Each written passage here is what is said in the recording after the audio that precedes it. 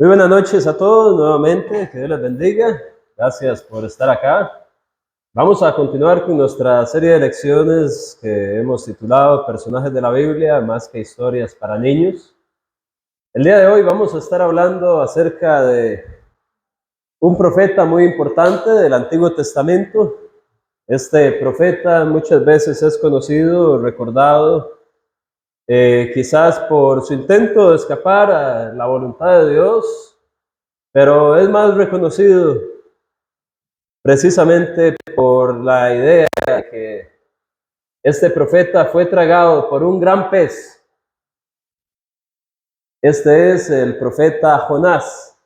Muchos han dicho que se trata de una ballena. En realidad la escritura únicamente dice que era un gran pez. Cuando analizamos el idioma en que esto se escribe, tanto en el hebreo como en el griego, nos vamos a dar cuenta que la palabra que se utiliza es una palabra muy general que se usa a lo largo de la Biblia para referirse a bestias marinas enormes. Así que aunque pudo haber sido una ballena, pudo haber sido perfectamente algún tipo de pez ya extinto o algún otro tipo que milagrosamente creció a algún tamaño del cual Dios estableció y pues fue suficiente para que este hombre pudiera morar en su vientre por 3 días y 3 noches.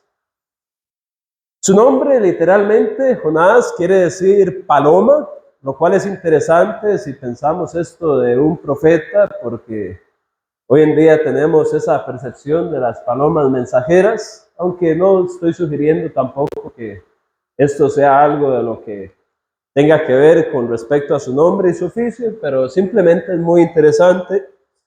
Y debemos de recordar que el libro de Jonás se escribe en un contexto en el cual el imperio asirio estaba en su máximo apogeo, en un momento en el que el reino del norte y el reino del sur de Israel ya se habían dividido. Y cuando vamos al segundo libro de Reyes, es donde encontramos el contexto del profeta Jonás. Así que lo primero que quiero mencionar no se encuentra por completo en el libro de Jonás. Vamos a empezar a ver una serie de lecciones o aplicaciones prácticas del libro, de igual manera. Vamos a hacerlo como hicimos con la semana anterior con respecto a Sansón. Y la primera aplicación práctica que quiero que entendamos con respecto a Jonás es que no debemos de llegar a conclusiones sobre la palabra de Dios si realmente no sabemos qué dice la Biblia. Esta conclusión no la vamos a sacar del libro de Jonás, pero usted se va a dar cuenta que está relacionado al profeta Jonás. Cuando vamos nosotros a Juan, capítulo 7, versículo 52, vamos a encontrar un momento muy interesante en el cual en el Evangelio de Juan, el apóstol nos describe cómo en una acalorada discusión se encuentran los principales del templo, los fariseos, y vienen, encaran a unos guardias que no trajeron consigo a Jesús. Y ellos argumentan acerca de las buenas habilidades de enseñanza de Jesús. Y Nicodemo, aquel que se había acercado a Jesús de noche, aquí en Juan capítulo 7, versículo 52, interviene y le dan una respuesta a Nicodemo. Vamos a ver que estos hombres le dicen a Nicodemo, le responden y le dijeron, ¿eres tú también Galileo? Escudriña y ve que de Galilea nunca se ha levantado profeta. Esto es muy interesante. Usted dirá, bueno, ¿y qué tiene que ver esto con Jonás? Estamos hablando del Nuevo Testamento. Estamos hablando de los fariseos y los principales del templo, dice el texto más específicamente en el versículo 45, dice, los alguaciles vinieron a los principales sacerdotes y a los fariseos. Así que estamos con los fariseos y los principales sacerdotes. ¿Qué tiene que ver esto con Jonás? Bueno, estos hombres, siendo conocedores de la ley y siendo aquellos que enseñaban al pueblo, estaban llegando a una conclusión en la cual realmente muestran el desconocimiento que ellos tenían de la Biblia. Por eso la lección es, no debemos de llegar a conclusiones sobre la palabra de Dios si realmente no sabemos qué dice la Biblia. ¿Cómo atamos esto con Jonás? Bueno, muy sencillo. Vamos a ir al segundo libro de Reyes, capítulo 14, versículo 25. Segundo libro de Reyes, capítulo 14, 25. ¿Alguien me lo va a leer? Mientras enfatizo el hecho de que ellos atacan a Nicodemo, de que si acaso es Galileo, como dice usted, ¿por qué está defendiendo a Jesús? ¿Por qué está usted del lado de él? Y le dicen, escudriña y ve que de Galilea nunca se ha levantado un profeta. Para mí eso es no solamente interesante, sino arrogante de parte de ellos, porque están clamando desconocimiento de Nicodemo y le dicen, escudriña, o sea, como que ellos ya lo habían hecho y lo sabían. ¿Quién tiene el segundo libro de Reyes, capítulo 14, versículo 25? Adelante. Él restauró los límites de Israel, desde la entrada de Hamad hasta el mar de Arabá, conforme a la palabra de Jehová, Dios de Israel, la cual él había hablado por su siervo Jonás, hijo de Amitai, profeta que fue de Gad-Hefer. Ok, acá podemos ver que se menciona Jonás.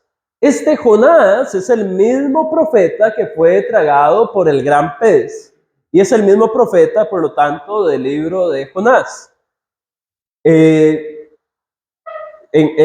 la sección de los profetas menores. Sabemos que se le llama profetas menores no porque sean de menor calidad o menor autoridad, sino porque su contenido es más reducido en cuanto a escritura con respecto a otros profetas conocidos como mayores, como Isaías, Jeremías, Ezequiel, Daniel. En fin, este Jonás que se menciona en el segundo libro de Reyes es el mismo Jonás del cual estamos estudiando hoy. ¿Y por qué la lección es no llegar a conclusiones sobre la palabra de Dios si no sabemos? Bueno, porque estos fariseos y principales de los sacerdotes dijeron que ningún profeta había venido nunca de Galilea. Y cuando usted ve acá en el libro de Reyes, se nos dice que Jonás era de un lugar llamado Gad-Hefer.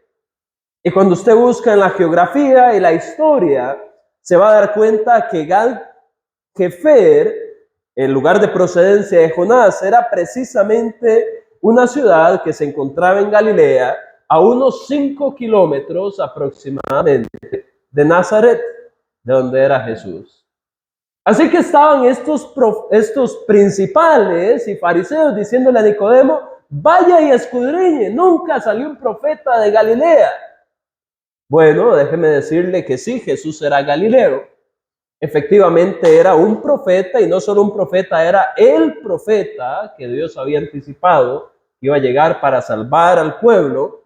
Pero además, al igual que Jesús, Jonás había procedido de Galilea. Así que estos hombres estaban llegando a conclusiones de cosas que no sabían. Muchas veces nosotros llegamos a un punto en el cual creemos que hemos escudriñado la Biblia hasta cierto punto y nos animamos a hacer aseveraciones, a llegar a conclusiones, a aconsejar a las personas, cuando realmente desconocemos de cierto qué dice la Biblia. Debemos de ser muy cuidadosos cuando se trata de la palabra de Dios, cuando aconsejamos a alguien que está buscando ayuda espiritual. ¿Por qué? Porque no vaya a ser que al igual que estos fariseos terminemos diciendo algo contrario a lo que la Biblia enseña. Así que no sé si en las clases de niños las maestras estén enseñando esto, pero por eso esta clase es más que historias para niños. Definitivamente creo que nunca he visto esto en una clase para niños. Y en esta clase para adultos vale la pena mencionar. Aún detalles pequeños como este de Jonás no debe pasar desapercibido en nuestros estudios bíblicos. Porque de esa manera, cuando nosotros sabemos dónde queda Gad-Hefer, vamos a no caer en el mismo error que aquellos maestros de la ley que conocían tanto no solo de la geografía de su tierra, sino también debían de conocer de los profetas. Y en este caso, pues dieron una respuesta muy errada a Nicodemo. Así que la lección es, no lleguemos a conclusiones apresuradas si realmente no sabemos qué dice la Biblia. Muy bien, ahora sí vamos a irnos adentrando un poco en el libro de Jonás. Una recomendación que quiero darle es, lea el libro completo. Es un libro muy cortito. Apenas son 4 capítulos y es muchísimo lo que se puede aprender. Sin embargo, nuestro tiempo aquí es limitado. La lección siguiente es que debemos predicar en contra del pecado, sabiendo que esto no es algo opcional. Debemos predicar en contra del pecado, sabiendo que esto no es algo opcional. Vamos a ir al libro de Jonás, en la sección de los profetas menores, y vamos a leer los versículos 1 y 2, por favor. Jonás, capítulo 1 y versículos 1 y 2. ¿Quién lo tiene? Adelante. 1 y 2, sí. Vino palabra de Jehová a Jonás, hijo de Amitai, diciendo: levántate y ve a Nínive, aquella gran ciudad, y pregona contra ella, porque ha subido su maldad delante de él. Muy bien. Este texto es muy importante y muy interesante, porque muchas veces leemos estos versículos y cuestionamos a Jonás de alguna forma.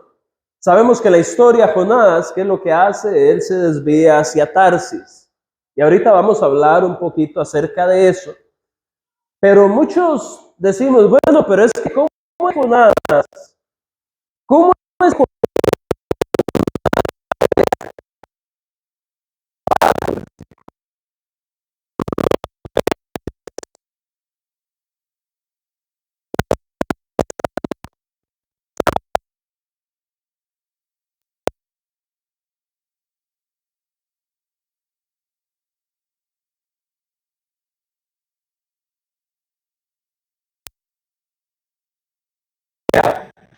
O no quería ir a predicar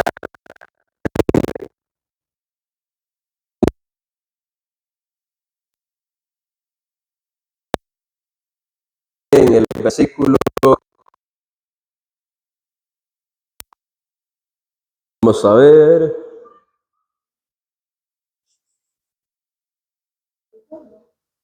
Versículo 2. Y oró a Jehová y dijo: ahora, oh Jehová, ¿no es esto lo que yo decía estando aún en mi tierra? Por eso me apresuré a huir de Tarsis, porque yo sabía que tú eres Dios clemente y piadoso, tardo en enojarte y de grande misericordia, y que te arrepientes del mal. Ahora pues, oh Jehová, te ruego que me quites la vida, porque mejor me es la muerte que la vida. ¿Por qué estaba tan enojado Jonás? ¿Por qué Jonás no quería predicarle a Nínive? ¿Por qué él quería escaparse de esto? Bueno, vamos a aprender algunas cosas con respecto a Nínive. Recordemos que Nínive era la capital del imperio asirio, que por cierto, si no me equivoco, por allá del 720 más o menos antes de Cristo viene y toma cautivo al reino del norte, o el Israel del norte. ¿Qué era una de las cuestiones características con respecto a la gente de Nínive? Bueno, era una ciudad sangrienta, era una ciudad terrible. Voy a darle algunas de las cosas que describen. Antiguamente los imperios, los reyes, escribían algo que llamaban anales.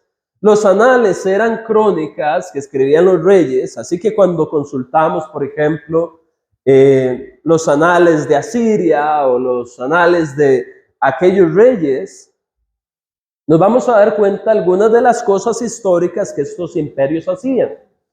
Por ejemplo, una de las cosas que hacían los asirios o las personas de Nínive era que tenían la costumbre de que cuando llegaban a atacar una ciudad, la destruían la aniquilaban por completo, despedazaban las casas, ensuciaban los pozos de agua, quemaban todo para demostrar su superioridad y además causar terror en los futuros o presentes enemigos del imperio.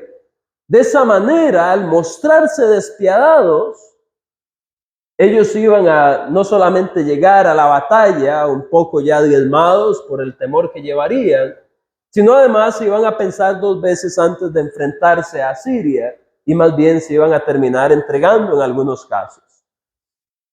Aparte de destruir y saquear las ciudades, dejando a la gente pues como esclavos o trayéndolos consigo, deportándolos como esclavos, otra cuestión que hacían los ciudadanos o el ejército que procedía de Nínive era que acostumbraban mutilar y torturar a los prisioneros.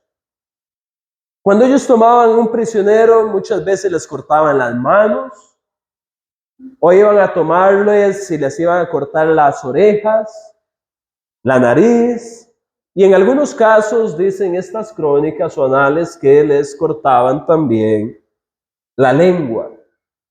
¿Puede usted pensar qué clase de moralidad había en esta ciudad? ¿Qué clase de ciudad sangrienta era esta? Bueno, era bastante grave. Cuando nosotros vemos en la historia de Nínive, también nos damos cuenta que una de las prácticas terribles que ellos tenían era que uno de sus castigos era, por ejemplo, tomaban a sus enemigos y estando vivos, los despellejaban. Despellejaban a sus enemigos estando vivos. Ese era el tipo de gente que vivía en Nínive. O por ejemplo, también tomaban a los líderes del ejército contrario o algunos de los principales y los empalaban a las afueras de la ciudad. De esa manera, cuando algún extranjero o alguien de otra ciudad iba a ingresar a la ciudad, ellos iban a encontrar sus enemigos empalados, como quien dice, esto es lo que le hacemos a los que quieran hacernos daño. Y muchas veces a los capitanes, a los líderes principales, una de las costumbres de los ninivitas era precisamente que cortaban la cabeza de sus capitanes, de los enemigos, y las traían como trofeos y las exhibían para así mostrar su victoria y su superioridad.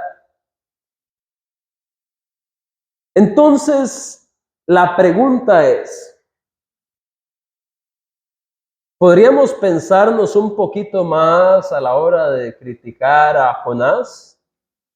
Creemos que Jonás, sabiendo que Dios es misericordioso y todo esto, podemos pensar o ponernos en los zapatos de Jonás y ver que él decía, Dios los va a perdonar, ellos son gentiles, ellos son personas que vienen a torturar a las personas de las ciudades, los despojan de todo, son salvajes, son asesinos, son sangrientos, y yo voy a ir a predicarles, capaz que Dios los perdona. Yo no quiero eso, era quizás el pensamiento de Jonás. Pero la pregunta es, ¿quiénes somos nosotros para definir bajo nuestro estándar quién es merecedor de perdón? ¿Acaso somos Dios o somos perfectos delante de Dios para decir, bueno, es que esta persona no merece perdón? ¿En serio? ¿Y qué nos hizo pensar que nosotros sí? ¿Por qué nuestra falta delante de Dios sí merecen perdón y los de aquellos no? Nunca debe de darse por menos ningún grupo social, A veces decimos, a este lugar no voy a predicar porque es que la gentecita de ahí no es como nosotros. Bueno, definitivamente Nínive no era como Jonás. Pero aún así, cuando vemos los versículos del 5 al 10, en el capítulo 3, nos damos cuenta que esta gente reaccionó mucho mejor que el pueblo de Israel cuando sus profetas les predicaban. Cuando vamos a Jonás, capítulo 3, del 5 al 10, dice así.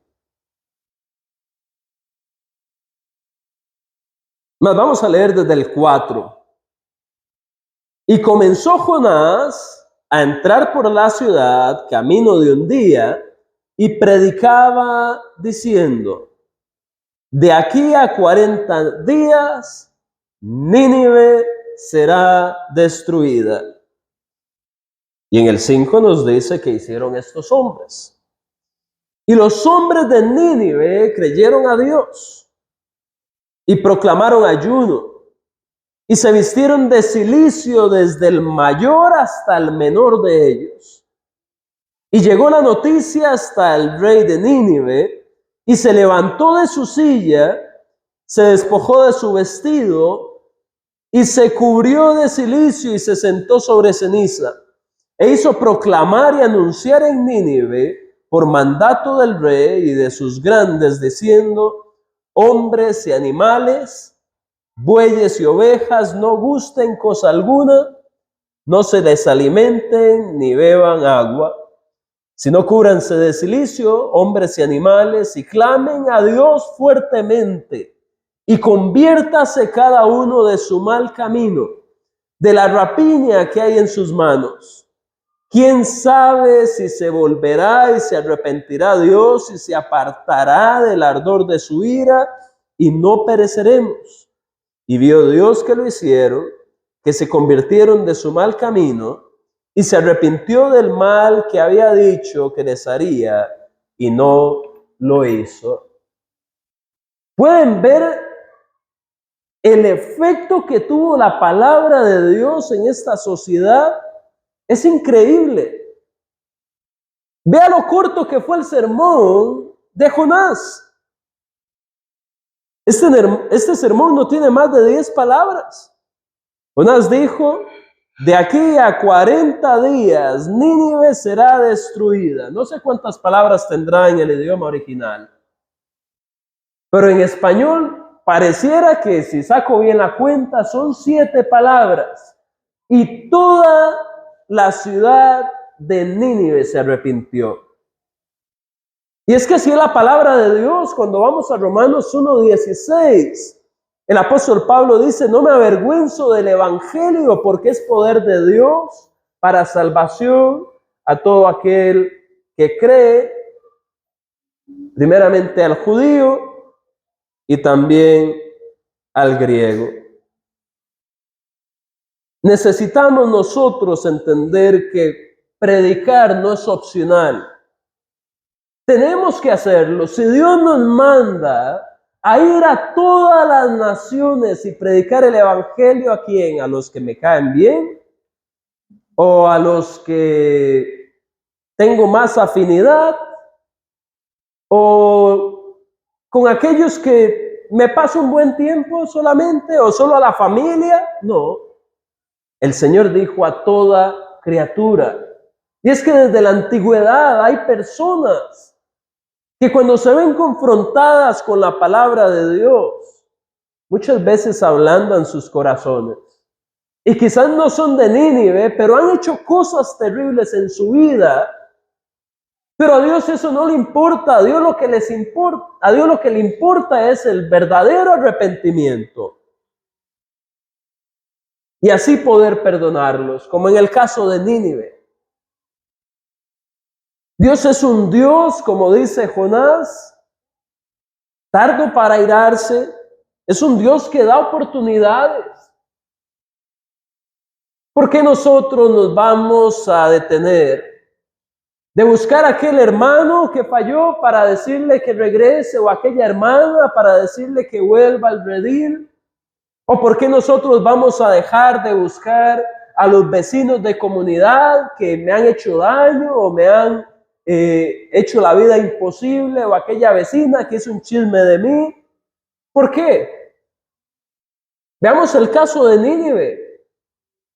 Esta gente era terrible y Dios les dio el chance y ellos se arrepintieron. ¿Cómo sabemos nosotros si aquel va a obedecer o no va a obedecer? ¿O bajo qué regla nosotros vamos a decir, no, esa persona no se merece la salvación? ¿De verdad se va a dejar esa sangre en sus manos? No vale la pena. ¿Para qué va a perder su salvación por hacer un juicio de quién merece o no merece la salvación? Jonás tenía que aprender esa lección. Jonás lo vio con sus ojos, llegó, predicó, y nótese que desde el mayor hasta el menor se arrepintió. Así que entendamos,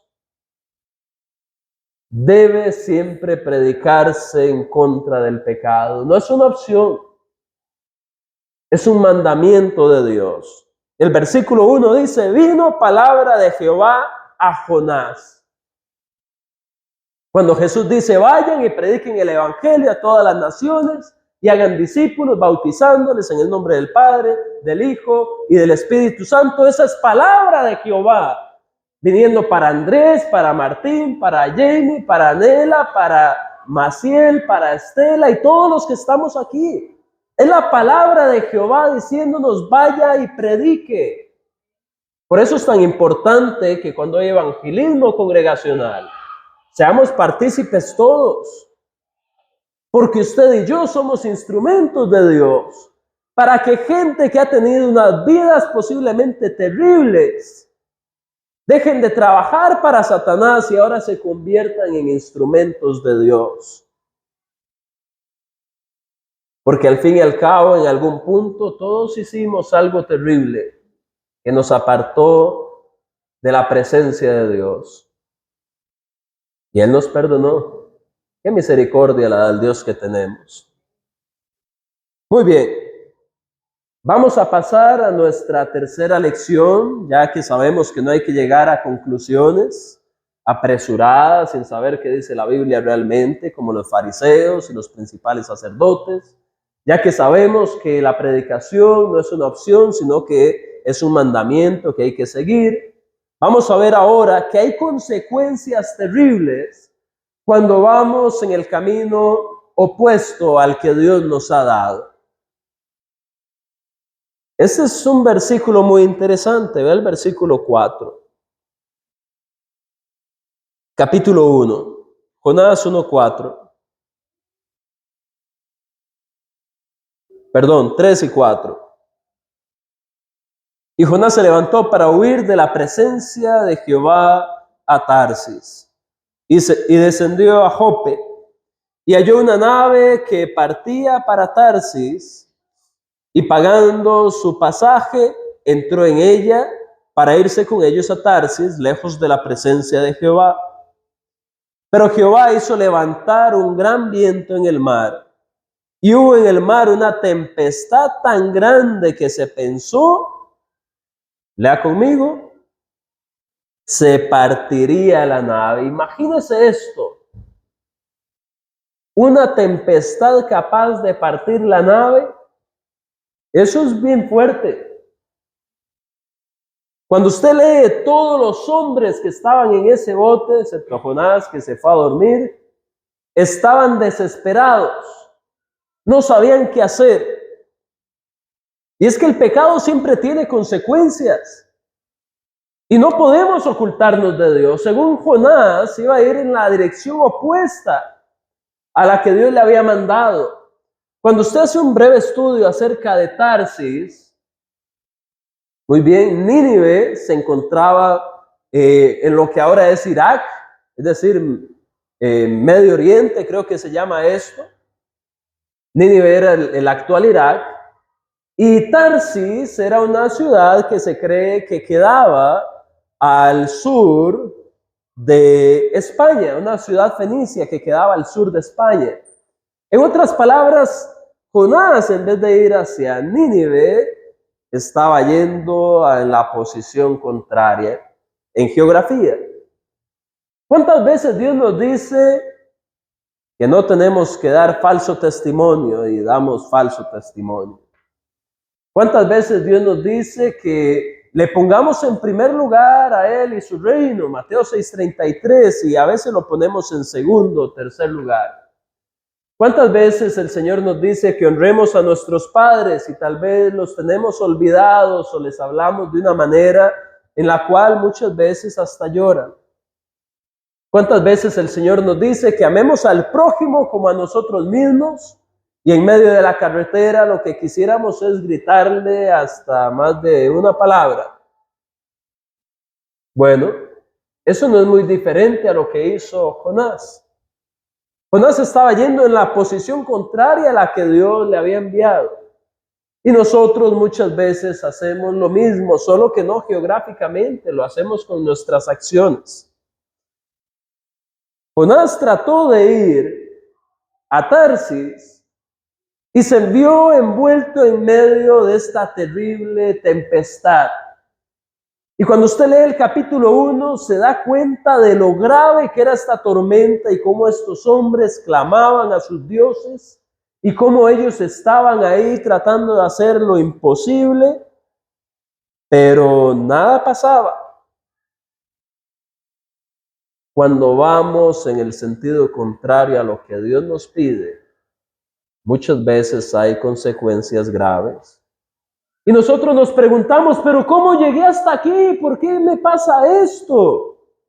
Bueno, empiece a revisar hacia atrás y muchas veces son consecuencias de las mismas cosas que usted vino haciendo o en el presente o poco tiempo atrás en el pasado.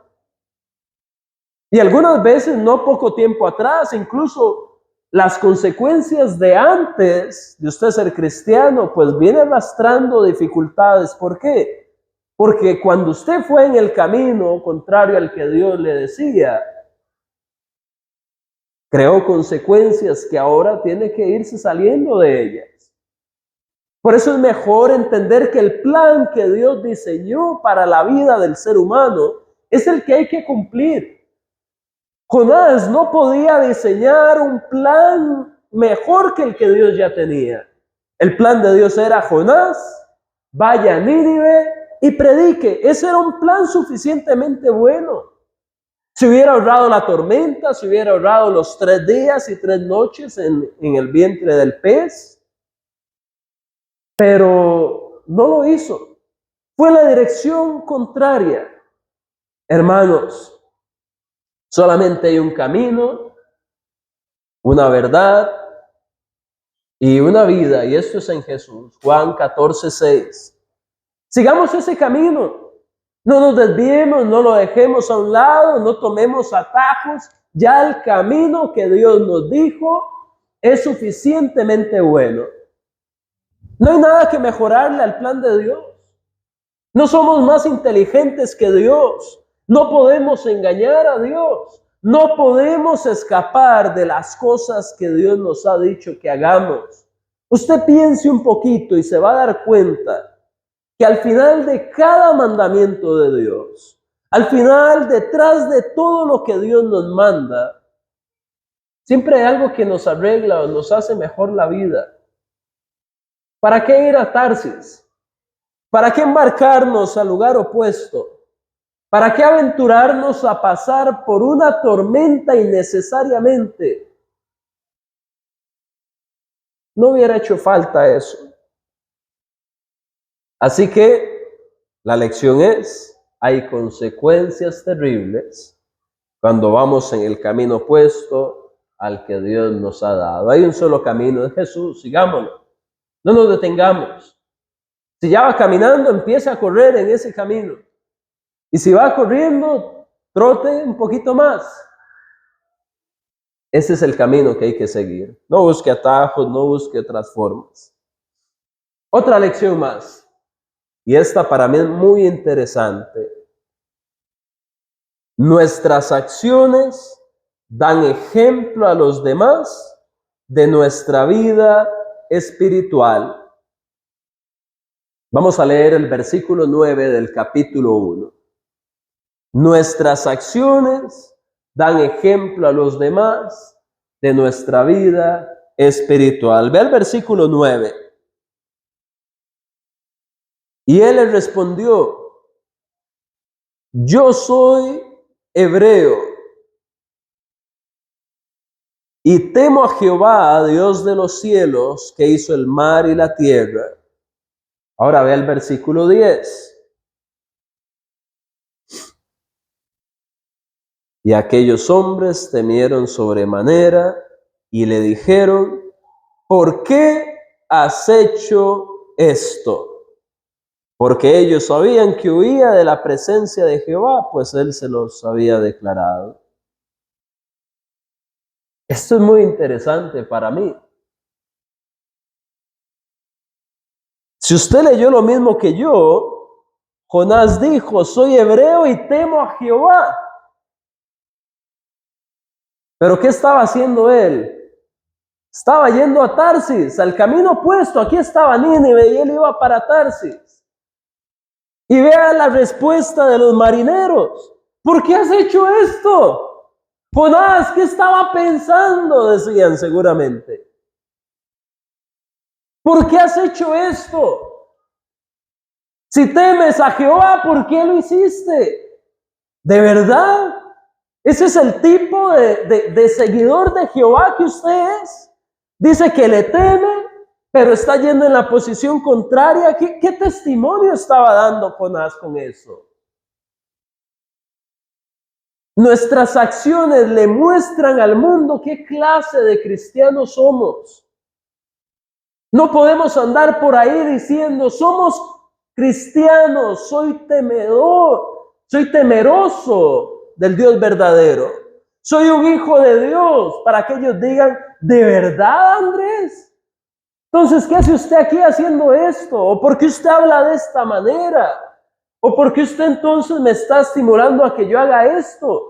¿Por qué me compartió este mensaje? ¿Por qué usted anda siguiendo estas páginas en redes sociales que no son buenas? ¿O por qué usted maneja de esta manera? Eso no lo hace un temeroso de Dios. Respete las reglas de tránsito, por lo menos. Nuestras acciones le muestran al mundo qué clase de cristianos somos. De hecho, veamos los versículos del 14 al 16. Y no sé si usted se siente identificado, pero a veces nosotros sentimos una bofetada como esta. Vea lo que dice. Entonces, y aquí está hablando de los marineros, entonces clamaron a Jehová y dijeron: te rogamos ahora, Jehová, que no perezcamos nosotros por la vida de este hombre, ni ponga sobre nosotros la sangre inocente, porque tú, Jehová, estos son los marineros, estos son gentiles, estos son hombres del mar que no conocían o no tenían que ver con el Dios verdadero. Y vea cómo están hablando. Dice: porque tú, Jehová, has hecho como has querido. Y tomaron a Jonás y lo echaron al mar, y el mar se aquietó de su furor. Y temieron aquellos hombres a Jehová con gran temor, y ofrecieron sacrificio a Jehová, e hicieron votos. Esta gente se estaba portando mejor que el pueblo de Dios que conocía la ley de Jehová. Ofrecieron sacrificios, hicieron votos, clamaban a Jehová, siendo un Dios del cual ellos estaban conociendo apenas. Se portaron mejor los gentiles que Jonás. Y si usted analiza el capítulo 1, se va a dar cuenta que de hecho el mar y la tempestad le obedeció a Dios. Los marineros le obedecieron a Dios. El pez que vino y se tragó a Jonás en el versículo 17 le obedeció a Dios. Pero Jonás, que era el profeta, había huido al lugar contrario, que era Tarsis. ¿Cuántas veces no somos quizás el profeta Jonás, pero somos el cristiano tal, y póngale su nombre? Y terminan obedeciendo más esos gentiles, esos marineros, ese mar, ese pez, que nosotros. Tenemos que preocuparnos por ser ejemplares en la forma que vivimos. sus compañeros de trabajo, sus vecinos, su familia, sus papás, sus compañeros del colegio, de la escuela. Ellos lo van a oír si usted dice que es cristiano. Pero usted no puede comportarse ni igual ni peor que los demás. Usted tiene que comportarse como un hijo de Dios, porque si no va a estar en una condición vergonzosa. Y ese fue el caso. Así que entendamos que nuestras acciones van a terminar dando un ejemplo de nuestra vida espiritual a los demás.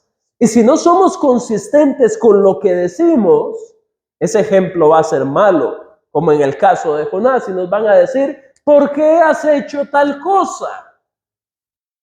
O bien, si nosotros aprendemos hoy esta lección y la agarramos para nosotros, y la llevamos a nuestro corazón, y la llevamos con nosotros a casa, y la practicamos, posiblemente pronto le van a preguntar, ¿qué hace usted para llevar su vida espiritual? ¿Dónde usted se reúne? ¿Usted me invitaría? Yo veo que usted es diferente a todos los que están aquí. ¿Por qué? ¿Qué tiene de diferente a su Dios? ¿Por qué su moralidad es distinta? Yo quiero algo como eso, porque nuestras acciones dan ejemplo a los demás. ¿Está haciendo bueno? Mantengámoslo. ¿Está haciendo malo? Bueno, aprendamos entonces y hagamos un cambio ya mismo. Vamos a ver otra lección más. Y esta lección se basa en todo el capítulo 2. Vemos que una vez que el gran pez viene y toma a Jonás, Jonás inicia una oración. Así que la lección es, una oración sincera tiene su respuesta. Primero, Jonás estaba huyendo de Dios.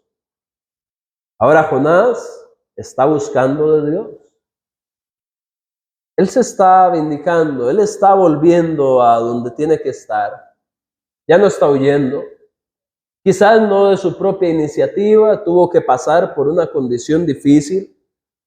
Y es que cuando uno ve los videos, yo antes de preparar estas lecciones, a veces me meto a YouTube a ver qué es lo que le enseñan a los niños, ¿verdad? Y cómo se los ilustran, y se ve todo bonito. Pues nada, lo ponen ahí en el pez y viendo para todo lado, así, y el pez está todo iluminado por dentro, ni que tuviera ventanas, ¿verdad?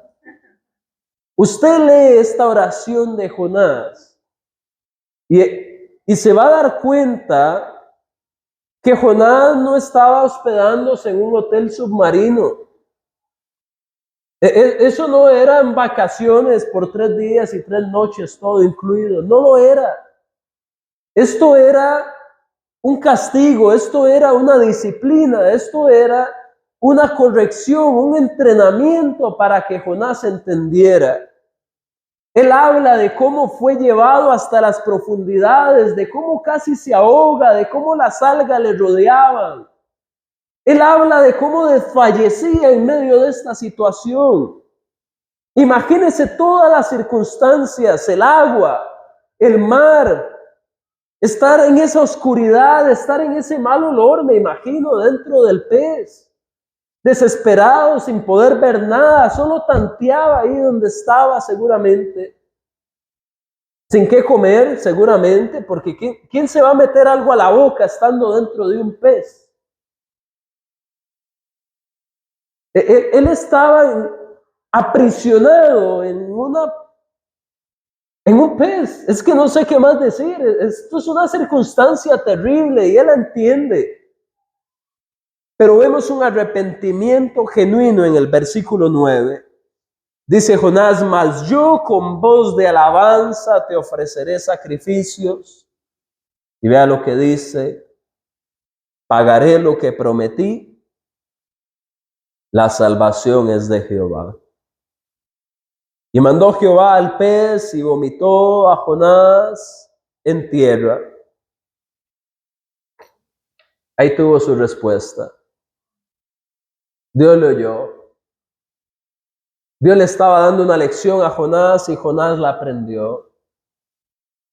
aprendamos de nuestras lecciones, pero también busquemos del Señor aún en medio de las pruebas, en medio de las dificultades. Dice Santiago, allá en el capítulo 1, tened por sumo gozo cuando os halléis en diversas pruebas, sabiendo que la prueba de vuestra fe produce paciencia, mas tenga la paciencia su obra completa para que seáis perfectos y cabales, sin que os falte cosa alguna. Y si alguno tiene falta de sabiduría, pídela a Dios, el cual la da abundantemente y sin reproche. Ahí parafraseando el texto, usted lo puede buscar. Santiago 1, del 2 en adelante. Busquemos a Dios en las pruebas, aprendamos de ellas. A veces nos vamos a ver que de verdad nos embarrialamos. No creamos que ya estamos bien en todo. Quizás podemos recordar las palabras de Pablo allá en la primera carta a los Corintios, creo capítulo 10, versículo 13, donde se dice que si alguno piensa que está firme, mire que no caiga. Hay que reconocer muchas veces que dependemos de Dios, o mejor dicho, siempre. Y es que a veces cuando caemos y nos estamos golpeando, en vez de pedir a Dios, Señor, ayúdame, dame sabiduría, ayúdame a aprender la lección y a formarme y a hacer lo que tú quieres que haga, Señor, ¿por qué me pasa esto? Señor, es que yo creí que estaba haciendo bien las cosas y ya ahora estoy en esto, Señor, sácame. A veces hay que pensar uno, ¿por qué está en esa situación? ¿Qué es lo que tiene que aprender? Y entregarse a Dios para superar esta circunstancia. Queremos que la dificultad solo desaparezca y ya. Pero en medio de esto hay una paciencia, un propósito que se tiene que cumplir, que tenemos que aprender.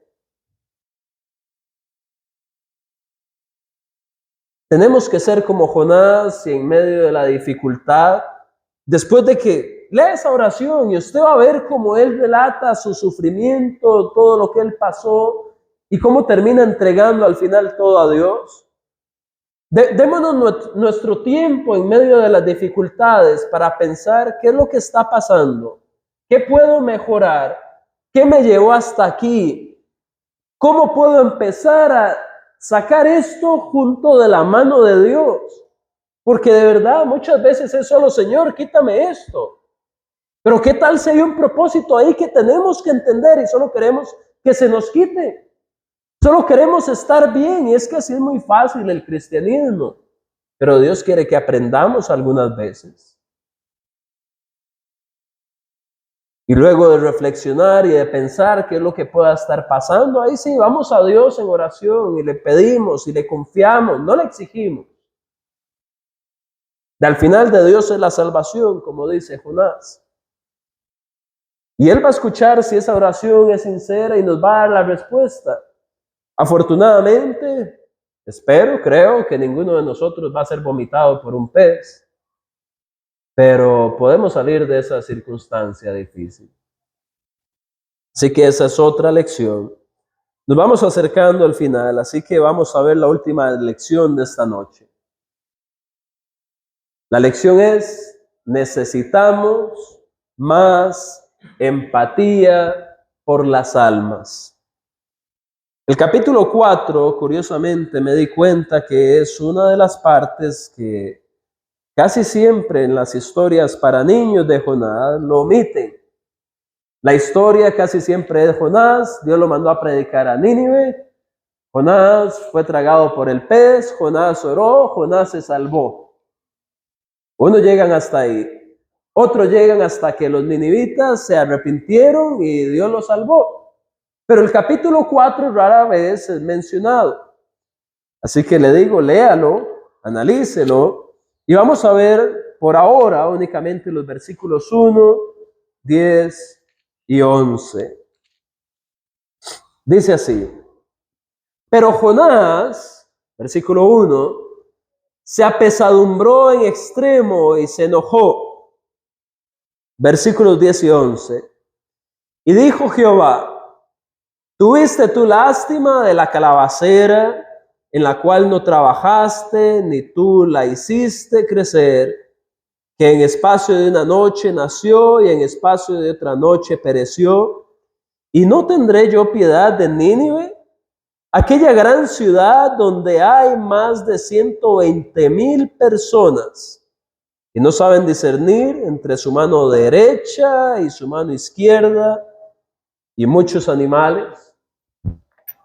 ¿Qué estaba pasando acá?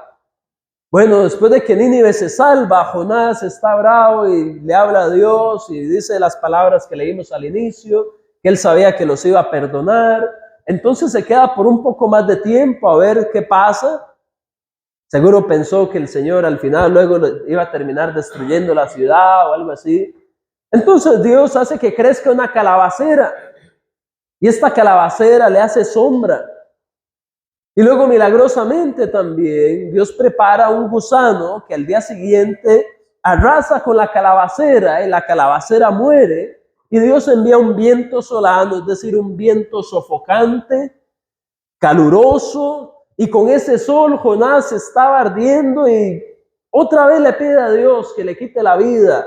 Y se enoja porque la calabacera se murió. Y ahí es donde Dios viene y le da una gran lección. De verdad, Jonás, ¿le preocupa más una calabacera en la cual usted no trabajó que una ciudad, que estos seres humanos, que estas 120,000 almas? Cuando nosotros vemos, Dios dejó que ambas crecieran, tanto la ciudad de Nínive como la calabacera. Dios perdonó a la calabacera, a Nínive, pero la calabacera murió. Nínive tenía un valor de 120,000 almas, pero la calabacera nadie trabajó en ella, Dios la hizo crecer y murió y ya. Era simplemente una planta. Pero Jonás estaba más bravo porque la planta murió que por la alegría de la salvación de Nínive.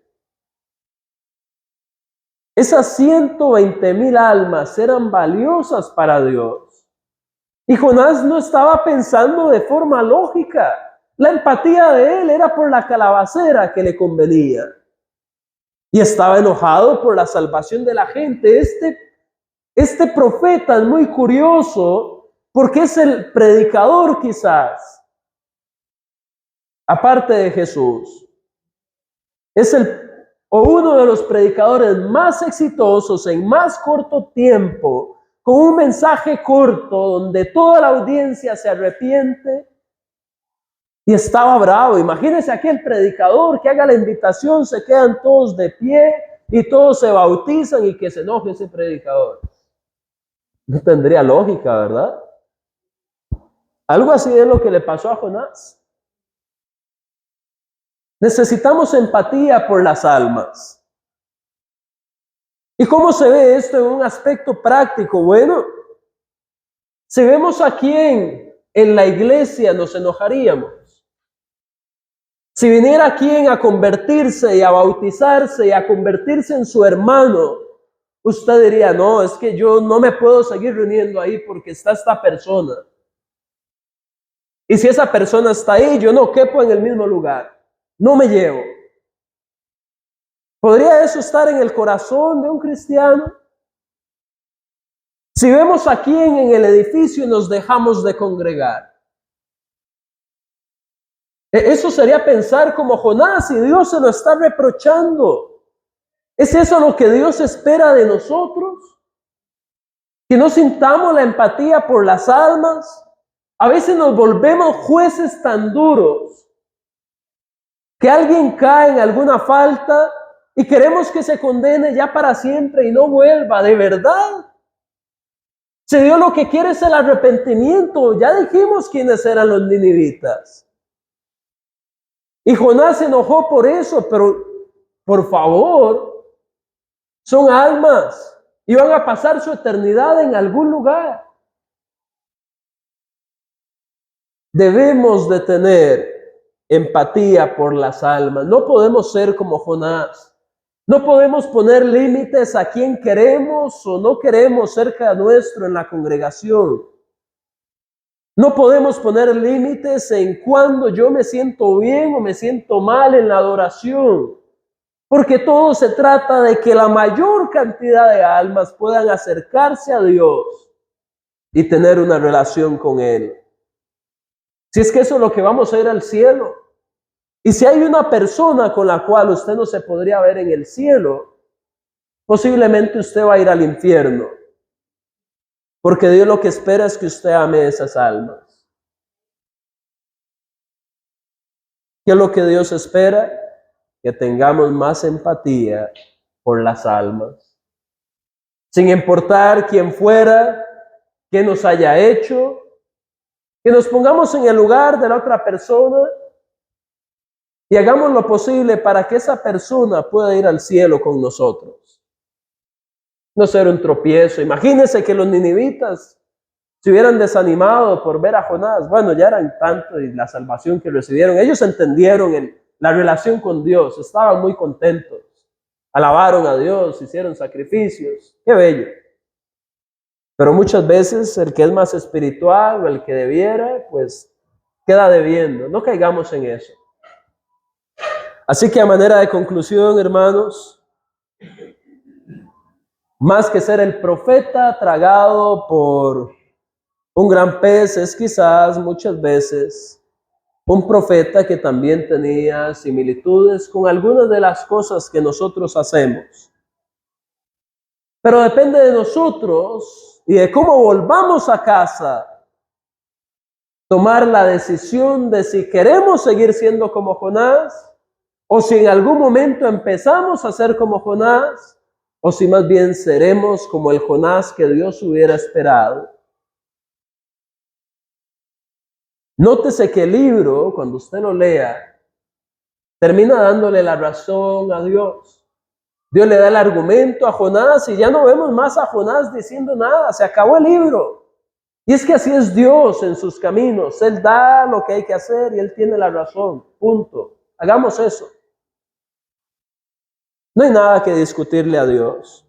Amemos las almas, llevemos el evangelio, mantengamos el vínculo del amor y la paz para con todos. Al final, eso fue lo que el Señor nos mandó y nos enseñó. Aquel mismo que en Mateo 12:40 mencionó que el Hijo del Hombre, al igual que Jonás, iba a estar 3 días y 3 noches en el centro de la tierra. Sabemos que eso es una referencia a su muerte, a lo que pasó mientras Él resucitaba. Si aquel que dio su vida y padeció aún peor que Jonás, y se asemeja a Jonás porque Él mismo hace esta comparación, nos manda a amar y nos manda a predicar, es lo que tenemos que hacer. Dios les bendiga, hermanos. Gracias por su tiempo. ¿Alguno tiene alguna duda, queja, pregunta?